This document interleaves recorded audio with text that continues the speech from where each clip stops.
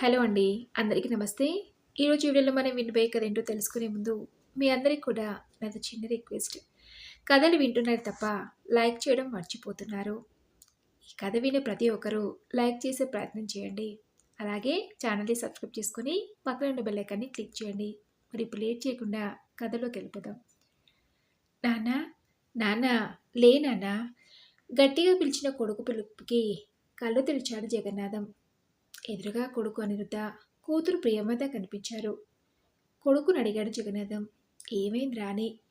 ఎవరో పెద్దావిడ మన పూజ గదిలో పూజ చేస్తున్నా నాన్న అని కూతురు అన్న మాటలకి నిద్ర మత్తు తెగిపోయింది జగన్నాథానికి. సరిగా అదే సమయంలో పూజ గదిలో నుంచి గనగన అంటూ గంట శబ్దం వినిపించింది జగన్నాథానికి. గబగబా పూజ గది దగ్గరికి వెళ్ళాడు. అక్కడ దృశ్యం చూసి ఆశ్చర్యపోయాడు. ఎవరో పెద్ద వయసు ఆవిడ పూజ ముగించి దేవుడి పటాలకి హారతిస్తుంది. ఆమెకేసి పరిశీలనగా చూశాడు. ఆవిడ వయసు 60 దాటుంటుంది. తన వైపు బంధువుల్లో కానీ భార్య వైపు బంధువుల్లో కానీ ఆవిడని చూసిన గుర్తులేదు. ఆవిడ హారతి పళ్ళెం కింద పెట్టి హారతి కళ్ళకత్తుకొని వెనక్కి తిరిగింది. గుమ్మంలో జగన్నాథం పిల్లలు కనిపించారు. చిన్నగా నవ్వి, రారా అబ్బాయి, హారతి తీసుకో అని పిలిచింది. మౌనంగా వెళ్ళి హారతి కళ్ళకద్దుకున్నాడు జగన్నాథం. పిల్లలు, 5 నిమిషాల్లో నీకు కాఫీ, పిల్లలకి పాలు తీసుకొస్తాను, వెళ్ళి హాల్లో కూర్చోండి అందావిడ. హాల్లోకి వెళ్ళిన జగన్నాథం, నేను బ్రష్ చేసుకుని వస్తాను, మీరు కూర్చోండి అని బాత్రూమ్కి వెళ్ళి కాలకృత్యాలు తీర్చుకొని మొహం కడుక్కొని వచ్చాడు. అప్పటికే పిల్లలు పాలు త్రాగడం పూర్తయిందని గ్రహించాడు. అతను రావడం గమనించిన పెద్దావిడ కాఫీ పట్టుకుని వచ్చి జగన్నాథంకి ఇచ్చారు. మొదటి గుక్క తాగానే అతని కళ్ళు ఆనందంగా పెద్దవయ్యాయి. సంతోషంగా కాఫీ తాగి కప్పును టీపాయ్ మీద పెట్టాడు. పిల్లలు తాగిన పాల గ్లాసులు జగన్నాథం ఖాళీ చేసిన కాఫీ కప్పు తీసుకుని వంటింట్లోకి వెళ్ళారావిడ. ఈవిడ ఇంట్లోకి ఎలా వచ్చిందా అని ఆలోచించిన జగన్నాథానికి సమాధానం తొందరగానే దొరికింది. పని మనిషి రత్తాలు తాను ఊరికి వెళ్ళాలని పెందరాలే వచ్చింది. ఆమె గిన్నెలు తోమేసి వెళ్ళిపోయింది. తన నిద్రలో ఉండి ఆమె వెళ్ళాక గేటు వేయడం మర్చిపోయాడు. అప్పుడు లోపలికి వచ్చుంటుంది ఈవిడ అని రూఢి చేసుకున్నాడు జగన్నాథం. బహుశా తండ్రి వైపు బంధువై ఉంటుంది. మీరు ఎవరిని అడిగితే బాధపడతారు, నెమ్మదిగా ఆవిడే చెప్తుందని ఊరుకున్నాడు జగన్నాథం. ఈరోజు ఆదివారం. జగన్నాథం పిల్లలు ఇంటి వద్దే ఉంటారు. అనురిత 7వ తరగతి, ప్రియమద 6వ తరగతి చదువుతున్నారు. జగన్నాథం భార్య సుగుణ 3 సంవత్సరాల క్రితం చనిపోయింది. మళ్ళీ పెళ్లి చేసుకోకుండా పిల్లలను జాగ్రత్తగా పెంచుతున్నాడు. జగన్నాథం మండల పరిషత్ కార్యాలయంలో సూపరింటెండెంట్గా పనిచేస్తున్నాడు. ఫ్రిడ్జ్లో ఉన్న దోశల పిండి తీసి ముగ్గురికి దోశలు వేసి పెట్టింది ఆవిడ. రుచిగా ఉండటంతో ముగ్గురు తృప్తిగా తిన్నారు. జగన్నాథం దోశలు వేస్తే గుండ్రంగా రావు, రకరకాల ఆకారాలు వస్తాయి. పిల్లలు తన్ని వేలకోలం చేస్తూనే ఉంటారు వాటిని చూసి. ఒరే అబ్బాయి, 1 లీటర్ పాలు పట్టుకురా, పిల్లలకు పాయసం చేస్తానని పెద్దావిడ చెప్పడంతో వీధి చివరన ఉన్న పాల బూత్కి వెళ్ళి పాలు పట్టుకొచ్చాడు జగన్నాథం. అనిరుద్ధ ప్రియమద హోంవర్క్ చేసుకుని కార్టూన్ ఫిలిం చూస్తున్నారు. జగన్నాథం ఆఫీస్ ఫైల్ చూసి తర్వాత ఫోన్లోని వాట్సాప్ మెసేజ్ చూస్తున్నాడు. అప్పుడు వచ్చారు పక్కింటి పరమేశం గారు. ఆయన హై స్కూల్లో మాస్టర్గా పనిచేసి రిటైర్డ్ అయ్యారు. ఆయన పిల్లలిద్దరూ బెంగళూరులో ఉద్యోగాలు చేసుకుంటున్నారు. జగన్నాథం తీరుబడిగా ఉండడం, పిల్లలు టీవీ చూస్తున్న దృశ్యం చూసి ఆశ్చర్యపోయారు. ఎందుకంటే ఆయన వచ్చేసరికి జగన్నాథం కూరలు తిరుగుతూ ఉండటం, పిల్లలు తండ్రికి సహాయం చేయటం కనిపించేది. కానీ ఈరోజు అలా కనబడలేదు.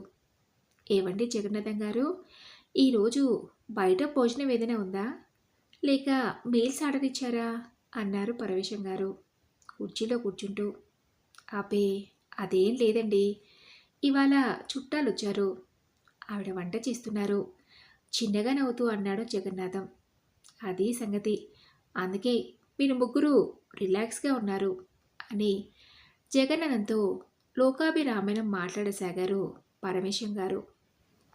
5 నిమిషాలు గడిచేసరికి పెద్దావిడ కాఫీ తీసుకొచ్చి ఇచ్చారు పరమేశానికి.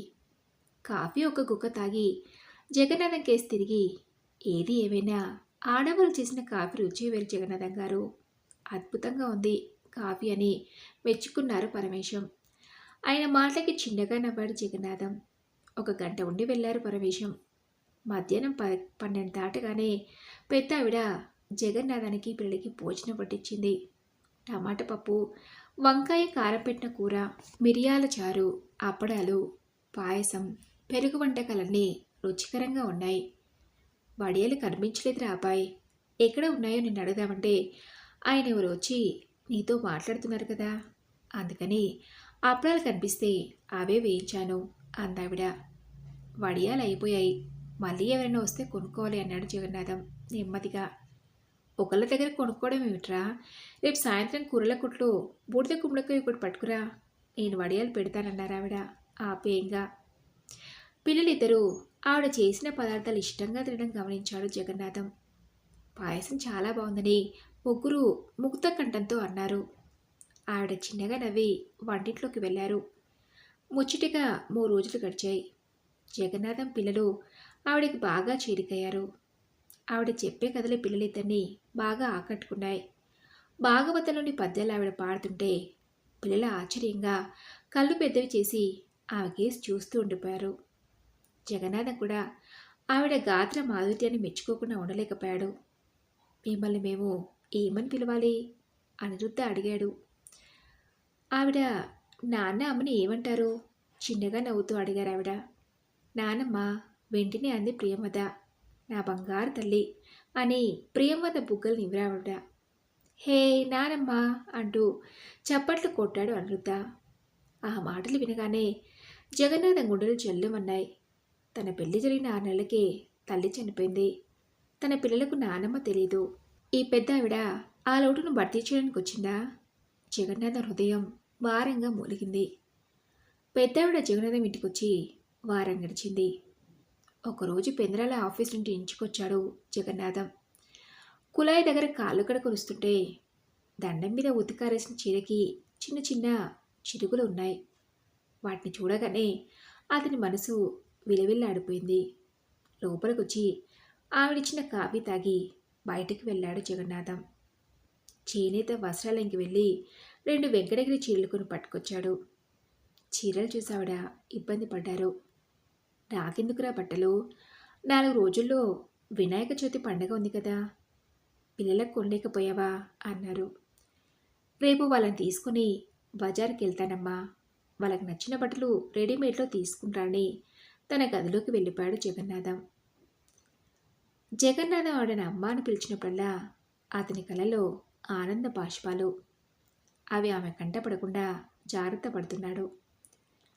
వినాయక చవితి ముందు రోజే పని మనిషి రత్తా చేత మట్టి తెప్పించారు ఆవిడ. పిల్లలు స్కూల్ నుంచి వచ్చేసరికి చిన్న వినాయక ప్రతిమ చేశారు. అది చూసి పిల్లలు చాలా ఆనందించారు. అనిరుద్ధ దగ్గర ఉన్న కలర్స్ బాక్స్లోని కలర్స్ వాళ్ళ చేతే వినాయకుడి ప్రతిమకు వేయించారు. 4 కొబ్బరి ఈనె పుల్లలను తీసుకుని సన్నని దారంతో వాటిని గట్టిగా కట్టారు. తర్వాత ప్రియమత దగ్గర ఉన్న రంగుల పేపర్ని గుండ్రంగా కత్తిరించి కొబ్బరి ఈనె పుల్లల పైన పెట్టి కొడుకులా అమర్చారు. జగన్నాథం ఆఫీస్ నుంచి రాగానే నాన్న అంటూ అతని దగ్గర చేరారు పిల్లలు. ఏం చేస్తారంటే నేను చెప్తానంటే ఓహో నేను చెప్తానంటూ పిల్లల్ని చూసి చాలా ముచ్చటపడ్డాడు జగన్నాథం. ఇటువంటి సంతోషకరమైన సన్నివేశం ఇటీవల కాలంలో రాలేదు. చెల్లాయి చిన్నది కదా, ముందు తను చెప్పని అని అనిరుద్ధాన్ని బుజ్జగించాడు. నాన్న మరేమో నానమ్మ వినాయకుడు బొమ్మ చేసింది, నేను అన్నయ్య దానికి రంగులు వేశామంది సంతోషంగా ప్రియమత. వినాయకుడి గొడుగు కూడా చేసింది నానమ్మ అన్నాడు అనిరుద్ధ. పిల్లలిద్దరూ తన్ని చేతులు పట్టుకుని దొడ్లోకి తీసుకొచ్చారు. చిన్న పీట మీద అందంగా ఉన్న వినాయకుడి బొమ్మ జగన్నాథానికి బాగా నచ్చింది. చాలా చాలా బాగుంది, మీరిద్దరూ గ్రేట్ అని పిల్లల్ని దగ్గర తీసుకుని ముద్దు పెట్టుకున్నాడు జగన్నాథం. ఆ మన్నాడు పెద్దవిడ జగన్నాథం పిల్లలిద్దరి చేత వినాయకుడి పూజ చేయించింది. ఆమె మంత్రాలు కథ చదువుతున్నంతసేపు ముగ్గురు మంత్రముగ్ధుల్లా ఆమె కేసి చూస్తూ ఉండిపోయారు. కథ పూర్తయ్యాక అందరి మీద అక్షింతలు వేసి దీవించింది. పిల్లలిద్దరూ ఆమెకు నమస్కారం చేశారు. జగన్నాథం సాష్టాంగ నమస్కారం చేశాడు. ఈ విట్రా విశ్వనాథం, నీకు చాదస్తం మరీ ఎక్కువైపోతుంది అని ఆప్యాయంగా నవ్వి దీర్ఘ ఆయుష్మాన్ భవాన్ దీవించారు. వెంటనే లేచి బెడ్రూమ్లోకి వెళ్ళి కళ్ళు తుడుచుకున్నాడు జగన్నాథం.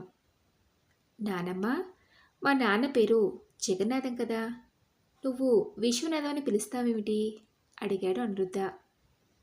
మీ నాన్న శివరాత్రి నాడు పుట్టాడు, అందుకే మీ తాతగారు విశ్వనాథం అని పేరు పెట్టారు. ఆఫీస్లో అందరూ వాడిని జగన్నాథం అని పిలుస్తారేమో అని వంటింట్లోకి వెళ్ళిపోయారు. పిల్లలిద్దరు ఆమెకేసి ఆశ్చర్యంగా చూశారు. పెద్ద ఆవిడ జగన్నాథం ఇంటికి వచ్చి 2 నెలలైంది. ఆమె తన బంధువునా కాదా అన్న ఆలోచన మానేశాడు జగన్నాథం. దేవుడిచ్చిన అమ్మగానే ఆమెను భావిస్తున్నాడు. ఒక్క శనివారం నాడు పెద్దావిడ, ఒరే విశ్వం, రేపు గారెలు చేస్తాను, 1 కేజీ మినపప్పు పట్టుకురా అన్నారు. అలాగే అన్నాడు జగన్నాథం. ఇంటికి రాగానే పిల్లలు ఆవిడ రెడీగా ఉన్నారు బయటికి వెళ్ళడానికి. అబ్బాయి, పిల్లల్ని గుడికి తీసుకువెళ్తున్నాను, 1 అరగంటలో వచ్చేస్తాం, నీకు కాఫీ ఫ్లాస్క్లో పోసుంచాను, తాగు అని పిల్లలతో కలిసి బయటికి వెళ్ళారు. కిరాణా కొట్టువాడిచ్చిన పొట్లం విప్పి మినపప్పుని డబ్బాలో పోసి కాగితాన్ని మడిచి డస్ట్బిన్లో వేద్దామనుకుని అనుమానం వచ్చి మడత విప్పి కాగితంలోని ప్రకటన చదవసాగాడు జగన్నాథం. ప్రకటనలోని ఫోటో చూడగానే అతని గుండెలు దడదడలాడాయి. ప్రకటన చదవసాగాడు. అమ్మ కావాలి, ఈ ఫోటోలోని వ్యక్తి మా అమ్మగారు. ఇల్లు విడిచి 2 నెలలైంది. మా అన్నయ్య రోడ్ యాక్సిడెంట్లో చనిపోయారు. అప్పటి నుంచి ఆవిడకి మతిస్థిమితం సరిగా లేదు. ఎవరు కనిపించినా మా అన్నయ్య విశ్వనాథంలా భావించి మాట్లాడతారు. మా నాన్నగారు పక్షవాతంతో బాధపడుతున్నారు. ఈ సమయంలో మా అమ్మగారు ఇల్లు విడిచి వెళ్ళిపోయారు. దయచేసి ఈవిడ ఎవరికి కనిపించినా ఈ కింది నెంబర్కి ఫోన్ చేయండి, నేను వచ్చి తీసుకెళ్తాను. మా అమ్మ మాకు కావాలి, కన్నీళ్ళతో ప్రార్థిస్తున్నాం, సహాయం చేయండి. ప్రభాకరం ఫోన్ నెంబర్ అని రాసున్నాయి. ప్రకటన పూర్తిగా చదవగానే జగన్నాథం మెదడు మొద్దుబారినట్టు అనిపించింది. కొద్దిసేపటికి స్థిమితపడ్డాడు. అతని మనసు బాధగా మూలిగింది. తన ఇంటిని నందనవనంలా తీర్చిన ఈ దేవతని వాళ్ళకు అప్పగించాలనే ఆలోచన రాగానే వణికిపోయాడు. తన పిల్లలు నానమ్మ నానమ్మ అంటూ ఆవిడతో బంధం పెంచుకున్నారు. ఇప్పుడు ఆవిడ వెళ్ళిపోతే తన పిల్లల పరిస్థితి ఏమిటి? ఇంత బెంగపడతారు? ఓహో, తను ఈ ప్రకటన చూడనట్లుంటే ఏ బాధ ఉండదు. అవును, అదే కరెక్ట్ అని అనుకున్నాడు జగన్నాథం. గుడి నుంచి పిల్లలతో వచ్చిన పెద్దవాడిని చూడగానే తన గుండెని ఎవరో పిండేసినట్టు అనిపించింది. ఆ రోజు రాత్రి సరిగా భోజనం చేయలేదు జగన్నాథం. రాత్రి నిద్ర పట్టక హాల్లోకి వచ్చి అటూ ఇటూ తిరిగాడు. చేతులు జోడించి కన్నీళ్లతో వేడుకుంటున్న ఒక యువకు రూపం అతనికి పదే పదే కళ్ళ ముందు కదలాడుతుంది. నీ ఆనందం కోసం ఇంకొకరికి దక్కాల్సిన శాంతి సౌభాగ్యాన్ని దూరం చేయటం భావ్యమా అని అంతరాత్మ నిలదీసింది. ఎటూ తేల్చుకోలేక గదిలో అసహనంగా పచాలు చేశాడు. ఇటు తన పిల్లలు, అటు యువకుడి అతని మనోఫలకం మీద పదే పదే ఆవిష్కృతమవుతున్నారు. చివరికి అతని అంతరాత్మ గెలిచింది. తెల్లవారుజామున ఆ ప్రకటనలో ఉన్న ఫోన్ నెంబర్కి ఫోన్ చేసి తృప్తిగా నిట్టూర్చాడు. ఉదయం 7 గంటలకి పరమేశ్వరిని కలిసి విషయం అంతా వివరించాడు. తన మనసులోని మరో మాట కూడా ఆయనకు చెప్పాడు జగన్నాథం. అతని నిర్ణయం విని జగన్నాథని అభినందించాడు పరమేశం. నీ పిల్లల కోసమే కాదు, బాంధవ్యం కోసం అలమటించే మరో మాతృమూర్తికి అండగా నిలవాలనుకున్న నీ నిర్ణయం అభినందనీయం అన్నారు పరమేశం. ఇద్దరూ కలిసి జగన్నాథ స్కూటర్ మీద కస్తూరిబా వృద్ధాశ్రమంకి వెళ్తున్నారు. నాకు అమ్మ కావాలి అని సంతోషంగా స్కూటర్ని నడుపుతున్నాడు జగన్నాథం. మరి ఇదండి రోజు కథ. ఈ కథపై మీ విలువైన అభిప్రాయాన్ని నాతో కామెంట్ బాక్స్లో షేర్ చేసుకోండి. అలాగే ఈ కథ మీకు నచ్చింది అనుకుంటున్నాను. నచ్చితే తప్పకుండా ఒక లైక్ చేసి మీ ఫ్రెండ్స్కి ఫ్యామిలీ మెంబర్స్కి షేర్ చేయండి. అలాగే ఇలాంటి ఏమైనా మంచి మంచి కథలు వినాలనుకుంటే ఛానల్ని వెంటనే సబ్స్క్రైబ్ చేసుకుని పక్కనే ఉన్న బెల్ ఐకాన్ని క్లిక్ చేయండి. నెక్స్ట్ వీడియోలో మరొక మంచి కథతో కలుసుకుందాం. Thank you for listening.